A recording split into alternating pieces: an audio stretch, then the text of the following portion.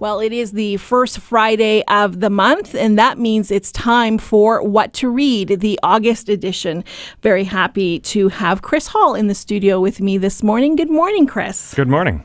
How are you today? Oh, I'm feeling very well, thank you. A little tired? You're just coming back from Las Vegas, you were telling me? That's right. A business trip. Yes.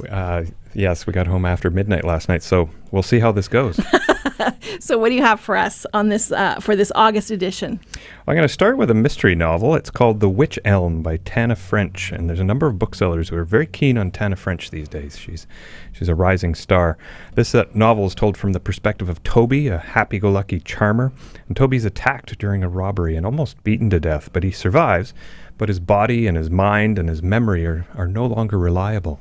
So he moves in with an elderly uncle to recuperate, and then a skull is discovered in the backyard, and the mystery of how the skull came to be in their backyard comes, and Toby can't remember what his involvement is. I love this premise. Yes, absolutely. And the real power of the book is French is a great writer, and she does a long, slow build-up, and so you really get to know the characters. And so by the time things really start to roll, you're right in there with them. You suspect everyone. You're surprised as everyone. It's quite an experience.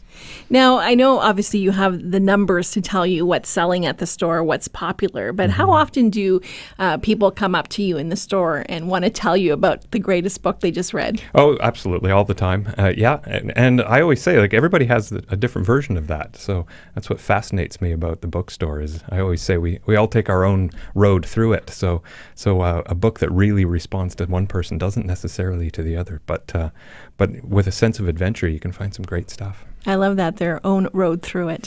What do you have next for us? Well, the next near, maybe not dear, subject to Winnipeg's heart, The Mosquito. This is a book by Timothy Weingard. The subtitle, A Human History of Our Deadliest Predator. And so Winnipeggers think of mosquitoes as being just a nuisance, but this book talks about them as the single most powerful force in determining humanity's fate, which sounds really okay. Wow. So in most of the world, they are very deadly. They're the most lethal animal to humans. They cause 2 million deaths per year. There's an additional 800 million debilitating non-fatal infections. They're a real problem for humanity. And over the course of history, and this book is essentially a history book with some science thrown in as to how the mosquitoes actually work. They played a role in the defeat of Napoleon and the victory of George Washington, the surrender of Scotland to England. Those are just three examples. We've given credit to an awful lot of generals over the years for their smarts, but this book argues that actually the mosquito is decimating their adversaries in a number of cases. So some of these heroes, as they've come down to us, actually were defeated armies that were really defeated by mosquitoes, malaria and so on. So what an interesting take on that. It really is. Yeah, it's a great way to read history. The mosquito just kind of links by topic a whole number of episodes from world history. And a good reminder to have more respect for the mosquito. I mean, we often hear, it's been unfortunate that some people have caught diseases here, but you don't often hear about it as you would in other parts of the world. Yeah, absolutely. They're also an indispensable food source for anybody. They are not an indispensable food source for any other animal. They're completely useless. They only propagate themselves. So I think we knew that about them. Yeah. The only thing they've done positive that I can tip my hat to is they caused the invention of gin and tonic. What? Because the British in India used quinine to ward off mosquitoes, and so that was in tonic water, and so they drank a lot of gin and tonics. So at least there's that. Well, there you go. Interesting. What's next? The next one, we're going to talk about a novel, but I'm going to talk about novels a little bit more. Romance novels. Romance novels aren't what they used to be. They're not the Harlequin romance that you think of from times past. These whole wave of romance novels that are more like romantic comedies, the movies. And so I've brought in a book called Don't You Forget About Me by Mary McFarlane. And but we have a whole table display set up because there's all these romantic comedies come in. They're geared for a younger reader, but not necessarily a younger reader. They're they're just built for entertainment. They're built for comedy as much as romance. They're not the bodice rippers that Harlequin used to put out. So. A perfect summer read. A perfect summer read, I think, for the right person, yeah. Sorry. Pardon me. Yeah, no problem. On to the next one.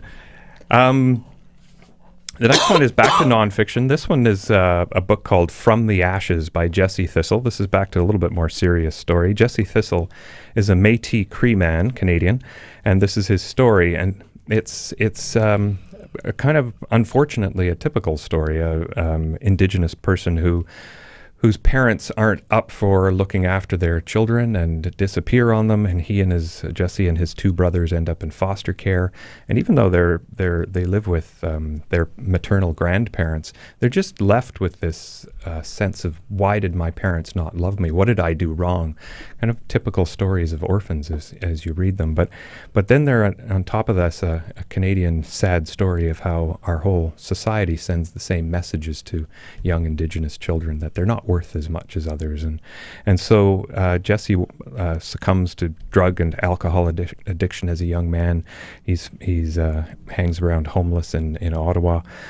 But he really turns it around. He's still relatively young, but he has pulled himself out of that story and is a rising Indigenous scholar. He's a professor in Toronto now.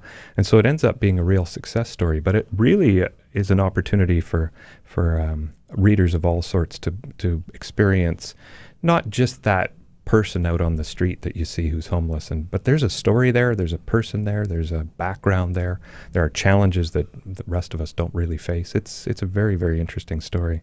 And Jesse's going to be in the store actually not until October 19th on a Saturday. You can read the book well in advance of him coming, but very, very good story, well told. Yeah. Love that. Much more serious read. Yep. But a wonderful story and so true about the fact that everyone has a story. They do, absolutely. When you stop and you listen, or you stop and you hear these stories, it's I think that's a big part of why I love working at the bookstore. It's, as I say, that road that you travel through the bookstore, there are individual stories in there, and as we all have our individual stories. Now on to a book that actually hasn't come out quite yet. Hasn't come out quite yet. It's something for the kids to get excited by. The new Dog Man is coming. Dog Man is always a cause for celebration. Dave Pilkey is the author of the Dog Man series, and it's like one of the hottest kids books these days. There are readers from about 8 to 12. The new book is called For Whom the Ball Rolls. And so Dogman finds himself in the target of an all-new supervillain, and Petey the cat, of course, has his own adventures through it. It's a graphic novel. My daughter, who's on the older side of these books, but because she's read all of them, she wants to read the next one. So yes, there will be a big release day on August 13th for the next installment of the Dogman series. Okay, you heard it here first. August 13th. You better be at the store if you're a Dogman fan. Pre-order now. Chris Hall, always a pleasure having you in the studio, and you always bring such great books. Every time you're here, I want to devour all of them. Excellent.